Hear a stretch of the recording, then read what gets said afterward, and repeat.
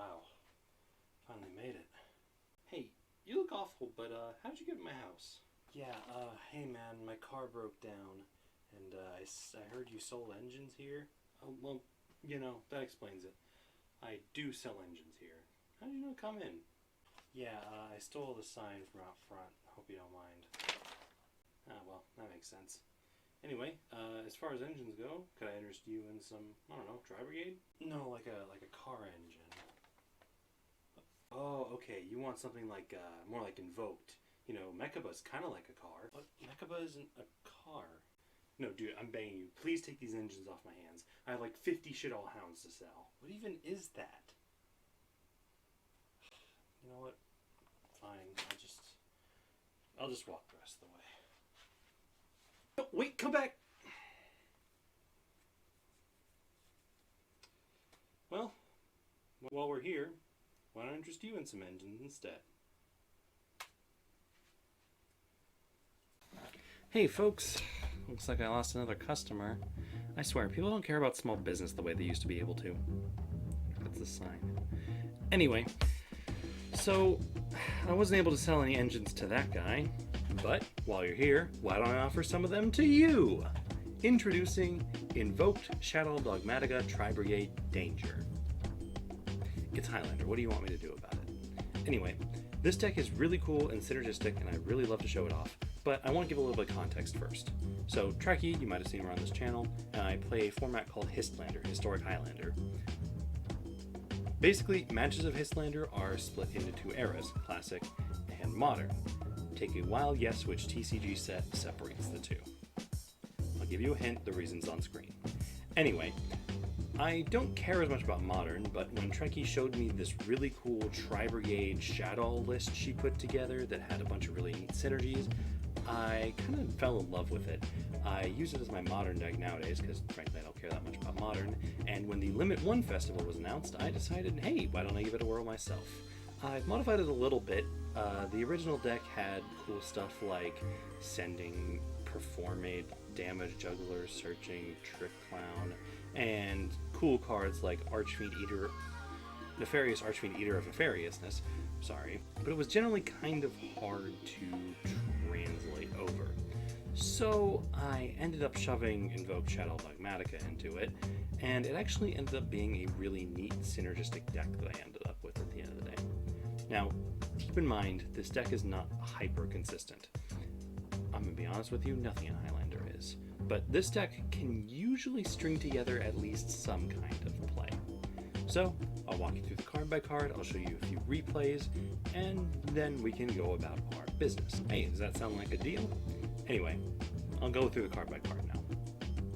So, we're going to start off with our hand traps. We don't have many. We have a single DD Crow. You can occasionally be hurting for tri-types in this deck, so this comes in handy. We have Maxi, of course, Ash Blossom, of course, and Infinite Impermanence, which is basically, of course. We have Ghost Ogre in this deck. I've actually seen a lot of success with Ghost Ogre when I've used it. It's not Gamma, but it's pretty darn decent, and it's a second target for Emergency Teleport. There's a reason we're playing this. You're going to see it in a minute if you don't see it already. Anyway, if you happen to draw the other target, it still makes sure that your Emergency Teleport is live if you need it. Anyway, the first engine we want to go through is probably the TRI-BRIGADEs. So we have one Nerval, one Karos, one Kit, one Fractal, and the Tanky to search the Fractal. Obviously you want to be finding Fractal plus any beast, but that can occasionally be a little hard to get your hands on.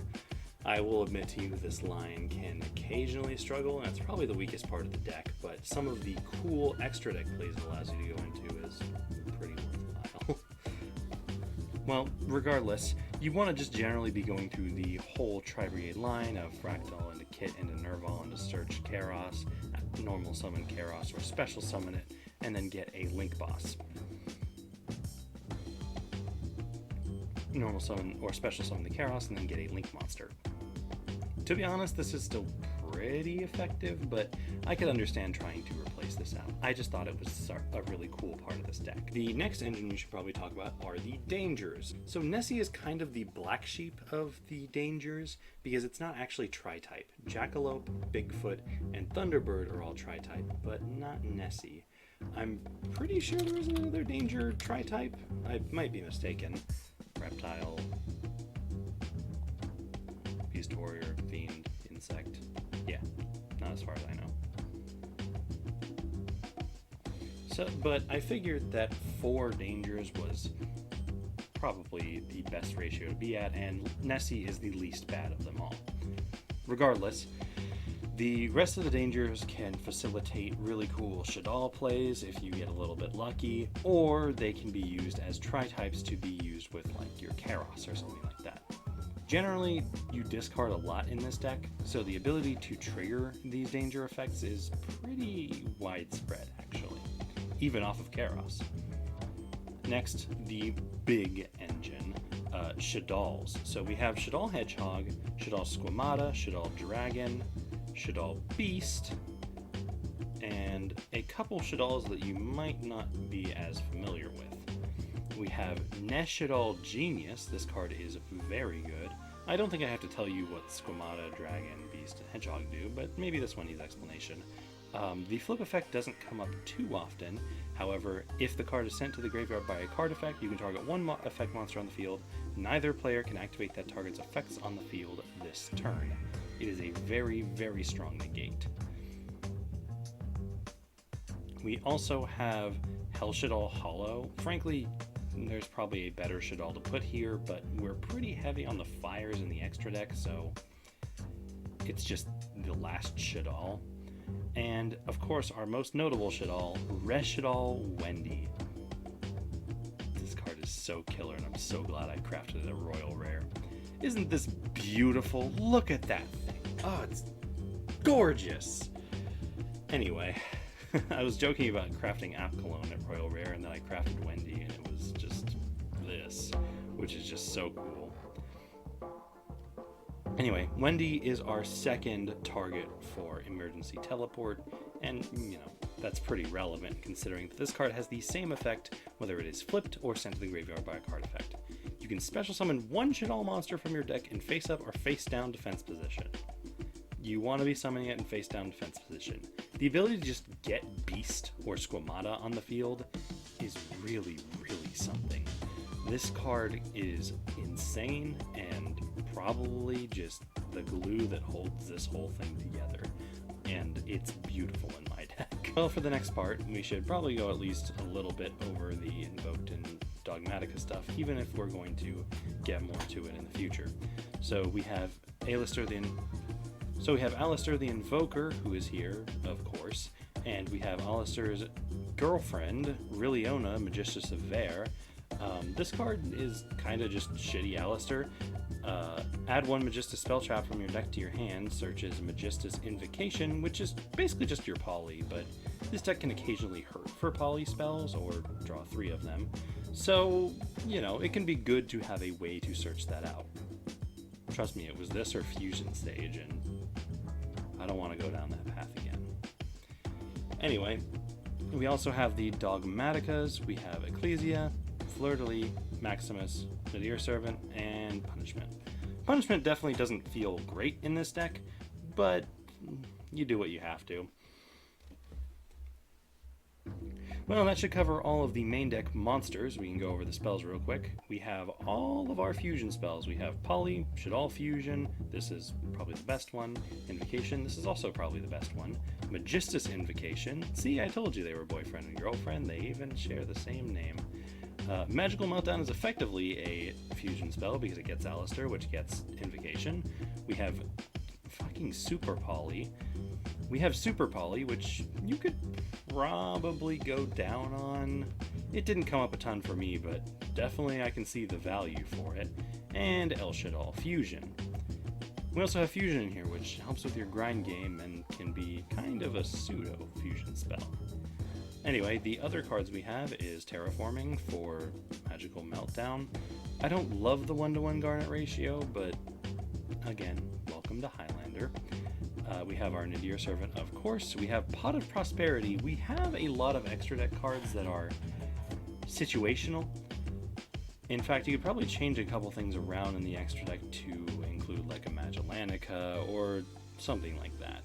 But at the very least, you can usually be pretty sure that you won't need certain cards given your hand, so you can prosp for 3 or even 6 if you really want to get the piece that you really feel like completes your hand. This card is so awesome in this deck, I love it. E-Telly was discussed before, but I actually want to point out about this card. This card attracts so many negates. Like, if your opponent ends on a board with only 1 negate, and you start with your E-Telly and they don't know what you're playing, it's going to catch a negate, and usually you don't mind that too much. You're losing out on your Wendy, of course, but I mean, you have 4 more cards to make your plays, sometimes 5. So usually you don't mind losing the E-Telly that much. Just something to point out. And of course we have Twin Twisters. You'd probably wish this is HFD, but it doesn't hurt to discard in this deck, and for some reason I just like the flexibility of it. We have the aforementioned Infinite Impermanence and the 2 trap cards. The one thing I'll point out about Punishment is because this deck makes Mechaba a surprising amount of times, sometimes it's worth it to like get Ecclesia, search out Punishment, and just not set it, to have a trap negate if the game has gone on for at least a little bit, which happens sometimes with Mechaba. You can't always set it up turn 1. Anyway, the extra deck is where the real magic happens. We have Elder Entity Entis. This card is probably one of the most cuttable pieces, but while we have Dogmaticas in the deck, we might as well be destroying cards. More likely this is going to end up being prosped away, unless your hand doesn't really call for that. But either way, it's a pretty good card. I just wish I didn't have to open the Sacred Beast pack to get it. We have El Shaddol Winda. Great card. Not as great as it is in Constructed, because these games are a little bit slower, but the card effect Destruction Immunity is really good, and this card will still floodgate the hell out of your opponents as per usual. We have Invoked Raijin in this deck. It's odd. It's a little weird. It's come up for me for sure. Nerval is going to definitely be trying to hit your graveyard, even though it's your only wind without your opponent's help. Sorry, I lied. Wendy is also a wind, so it's not your only wind. But still, winds are pretty rare. Even still, in Highlander formats, a once per turn Book of Moon is pretty valuable. We have Apcolon, of course. Sad I didn't get this in Royal Rare, but Wendy will have to do. This card is just wonderful in this deck. You can hard make it sometimes, and it's pretty darn good if you hard make it, but you can also just send it and get a free SHADDOLL trigger, or just add cards to your hand, because that's fun. This card is just insane. Like, what a great piece of support for the deck. Anyway, we have Gristia. This is probably one of the most cuttable pieces of your extra deck. I'm in on it because I'm pretty fire heavy, but if you got rid of Hell Shaddol Hollow, this should probably go with it. Regardless, this card is pretty decent. Being able to negate summons is nice.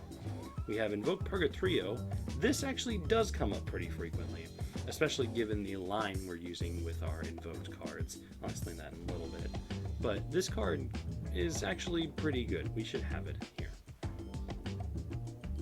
Construct, of course, is a great card. Titaniclad is in here because we're playing Dogmatica.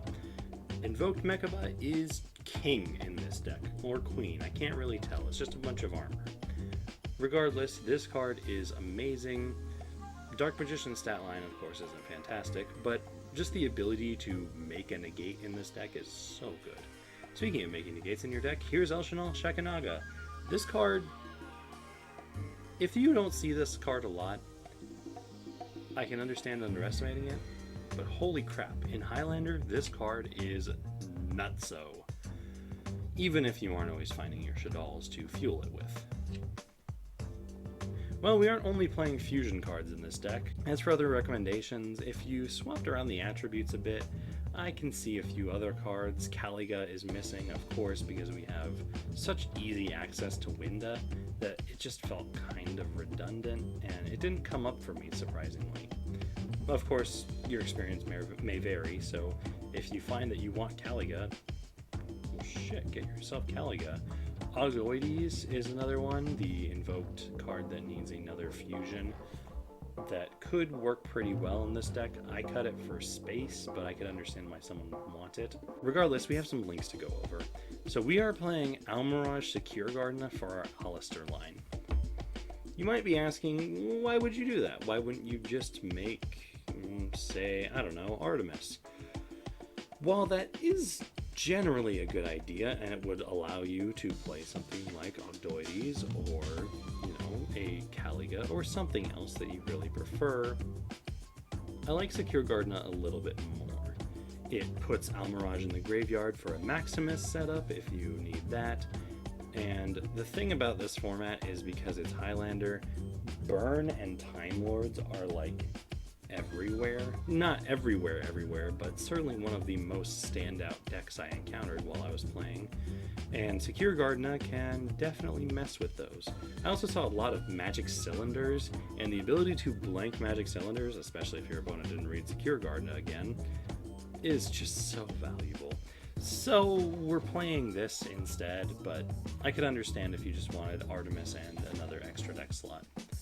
We have Cross Sheep in here. This card is amazing. It reborns if we fusion pointing to it, which is just really good. We have Hooray Sevelgar. This is really hard to hard make. We only have 2 wind monsters, and guess what? That doesn't have enough link material for Hooray Sevelgar. But the ability to make this off of your TRI-BRIGADE lines is insane. It can be a decent OTK tool. It's great to graveyard disruption. Good card. And Apollosa just as a kind of finisher for our TRI-BRIGADE lines. Like you go into Hooray Sevelgar, shuffle something back, and then make it 2-mana Apple. Anyway, that's the deck. I probably spoke a little bit too long on it, but hey, it's 55 individual cards. What do you want from me? Anyway, I'll show you the replays. Take care. Have a lovely night. Well, here's our first game, and it's against this really interesting Sword Soul Utopia Zodiac deck. It's a really cool idea and concept, but our friend is unfortunately not the greatest at making their decks, and they bricked a little bit. Anyway, we are going second. They set 2 and set 1. I call this the house set. Our opening hand is pretty good here, and you might be asking, if my opponent's playing a bad deck, why are you showing this? Frankly, I just wanted to show off the kind of board you can build turn 1. So we ended up going second, and this is actually a pretty decent hand. We activate the Magical Meltdown, search the Alistair from our deck, and at this point we set the Nadir Servant and activate Bigfoot. Frankly, I don't care what I hit here. I'm trying to hit the Hedgehog so that I can add a SHADDOLL Dragon to my hand that I can later poly off and pop one of these set cards, but we end up hitting the Beast. We summon the Bigfoot, and what do you know off the Bigfoot draw? We get the dragon anyway, never punished. We also draw Magistus Invocation, so actually karma is real. We activate the Invocation because there's really no point to normal summon the Rilliona at this point. We send the Rilliona and the dragon to the graveyard for Construct. Trigger the dragon effect. Oh, sorry, trigger Construct and dragon effect. Dragon pops that set card, and mama, that Mirror Force is scary. Thank goodness I didn't have to run with that. We grab SHADDOLL Fusion for, honestly, future setup. There isn't too much else we want to be doing right now. We get the Alistair, we make Almirage, we make Secure Gardener. Big shocker here. So on our first turn, we managed to establish a 3k beater, Construct, and now we're about to see Mechaba with Secure Gardener still on field because we got rid of the Rilliona. We're going to activate the Invocation now, putting it back in our deck, adding the Alistair, and there we go, there's the Nadir Servant. We send Entis, trigger the Entis, and pop the other back row. That was actually also a pretty good decision given that was blackout. We special our Ecclesia, activate Ecclesia, get Maximus, activate Maximus, and I probably should not have put him in defense position, but old habits die hard, I guess.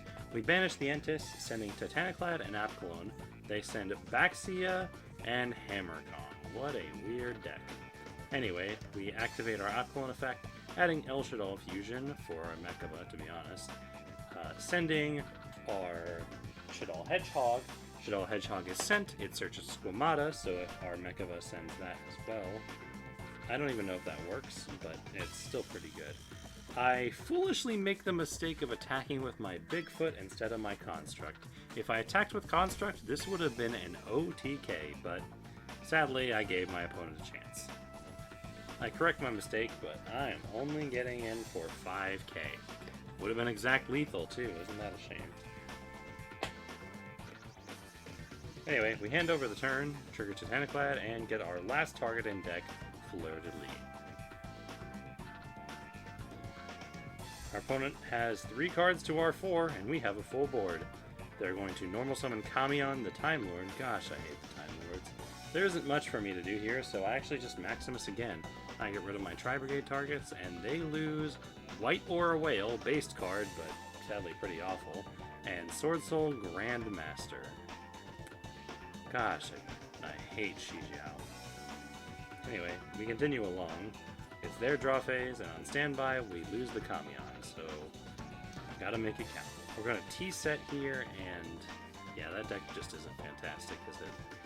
Well, we're gonna call the Haunted here, get back the YuGiOh Golem. I see little other chances for me to get a Maxi off, so I trigger it now, just to get the draw.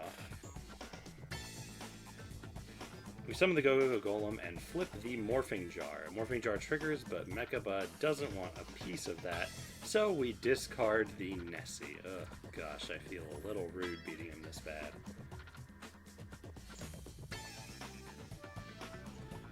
We attack with the Bigfoot and the Secure Gardna, and our waifu Ecclesia finishes them off. Well, here's game 2, and this one is against Despia Sword Soul. Guys, come on. We have advanced for a reason. Don't play this stuff in Limit 1. Well, regardless, this is kind of a shitty open.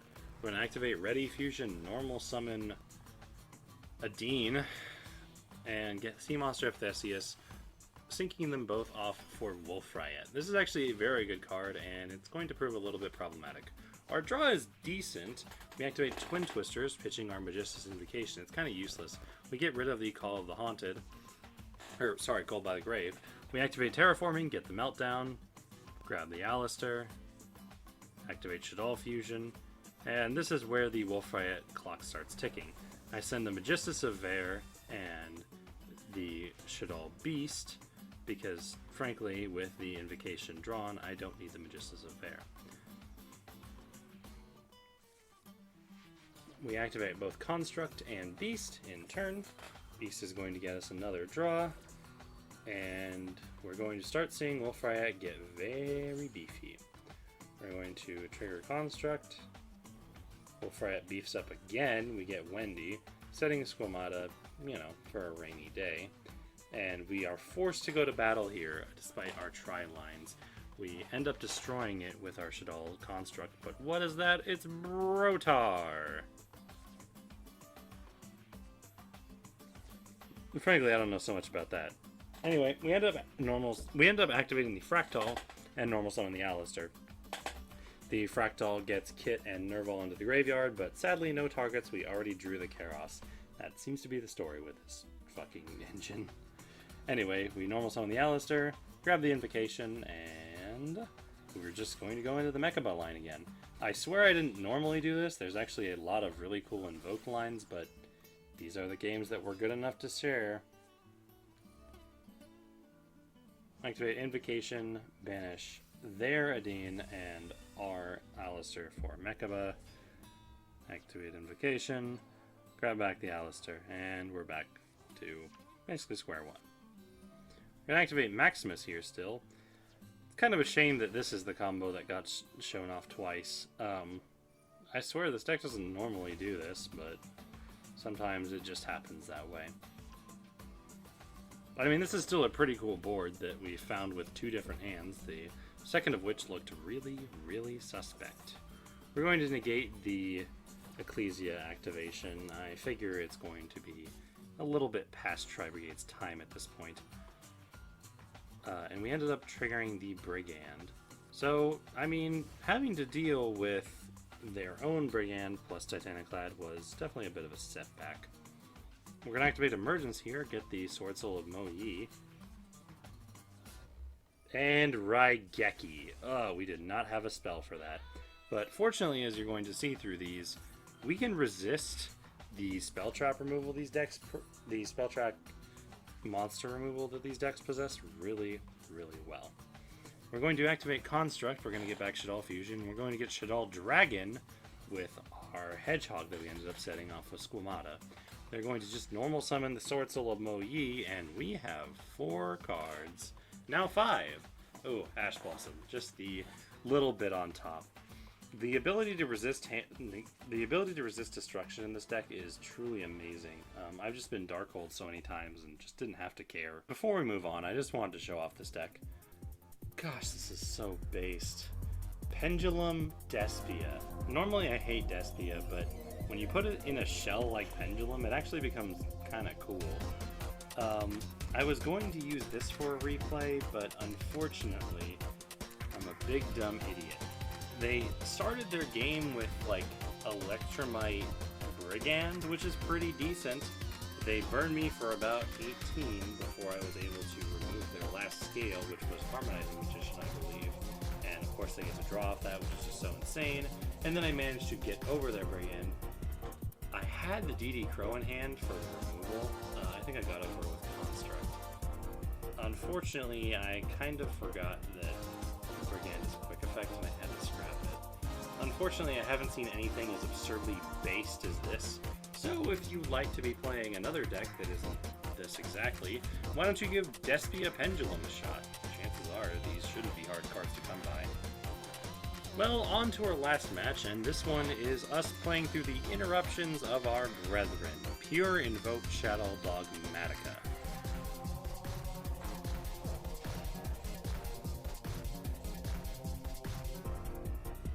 They're going to simply set 2 and pass. That is a little unfortunate, but our hand isn't looking too hot here either. We have Dangers and Dogmaticas and not a lot else. We're going to normal summon the Ecclesia to try to get something going, but we get Infit for our trouble. No matter. Well, anyway, I started blasting. I activate Bigfoot, send Polly, what do I care, and try to just get the beats in a little bit. Ooh, Nadir Servant is an excellent rip off the top, but we get Ghost Belled. Fantastic. As you can see, these hands are far from ideal, but they're still producing pretty good results. Well, we hit in for 45, which is not bad, and simply passed our opponent.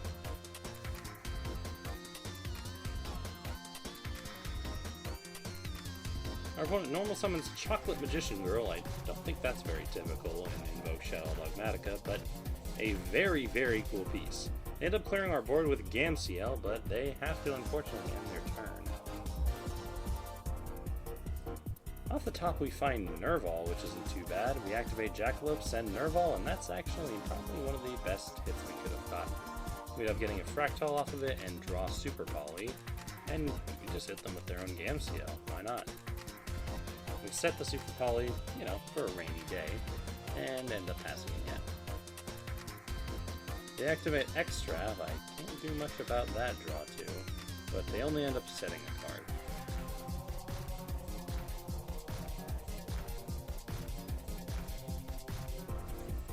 We managed to show off the link line a little bit at least.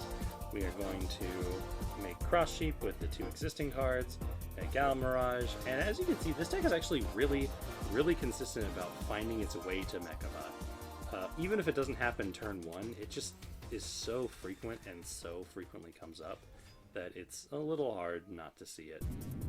We get Cross Sheep to get back Nerval, activate Fleur de Lis, and frankly this is enough to beat our opponent's face in, so they just surrender, but hey, if they let us get much further, we would have probably made an Apollosa as well. Now, were those the most impressive replays I could have found?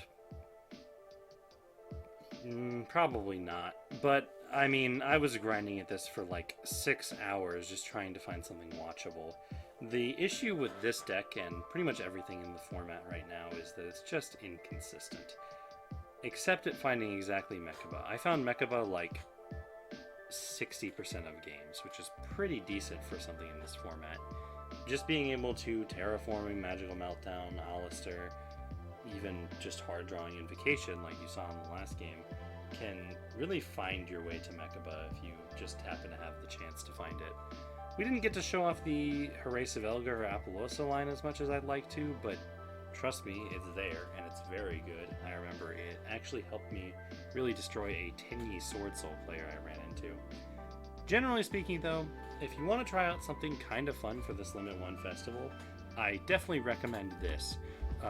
It's just so cool and so functional, and some of the lines are just a lot nicer than they would look in something like Advanced Invoke SHADDOLL Dogmatica.